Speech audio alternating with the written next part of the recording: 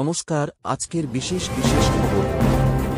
Ukraine সম্প্রতি একটি গোপন ড্রোন অভিযানের ভিডিও প্রকাশ করেছে, যা তারা দাবি করেছে যে রাশিয়ার 4টি বিমান ঘাঁটিতে 41টি যুদ্ধবিমান ধ্বংস বা গুরুতরভাবে ক্ষতিগ্রস্ত করেছে।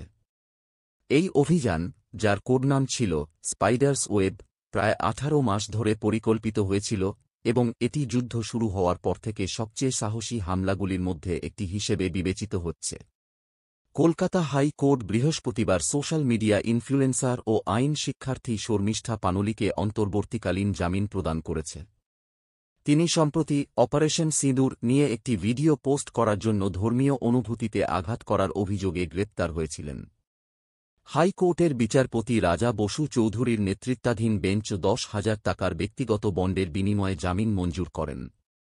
বেঙ্গালুরুতে রয়্যাল চ্যালেঞ্জার্স বেঙ্গালুরুর আরসিবি আইপিএল শিরোপা উদ্যাপনের সময় ঘটে যাওয়া মর্মান্তিক পদদোলনের ঘটনায় 11 জন তরুণ ক্রিকেটপ্রেমীর মৃত্যুতে শোক প্রকাশ করেছেন বিরাট কোহলি। তিনি বলেন, কোনো কথা নেই, একেবারে বিধ্বস্ত। 4 জুন 2025 তারিখে বেঙ্গালুরুর চিন্নাস্বামী স্টেডিয়ামের বাইরে এই দুর্ঘটনা ঘটে, যেখানে প্রায় 2 লাখ সমর্থক আরসিবির প্রথম আইপিএল শিরোপা জয়ের আনন্দ উদ্যাপন করতে জড়ো হয়েছিলেন।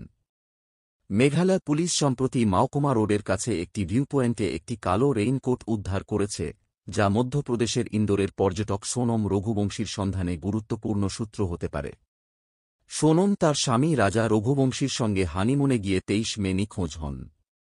পরে 2 জুন রাজার মৃতদেহ ওয়াইসাওডং জলপ্রপাতের কাছে একটি গিরিখাতে পাওয়া যায়।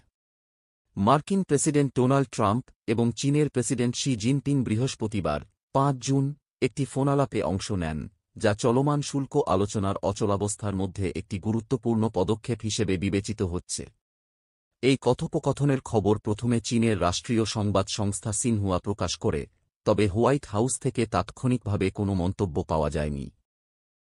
তৃণমূল কংগ্রেস সাংসদ মহুয়া মৈত্র সম্প্রতি ওড়িশার প্রাক্তন বিজু জনতা দল সাংসদ ও সুপ্রিম কোর্টের জ্যেষ্ঠ আইনজীবী পিনাকি মিশ্রর সঙ্গে বিবাহবন্ধনে আবদ্ধ হয়েছেন।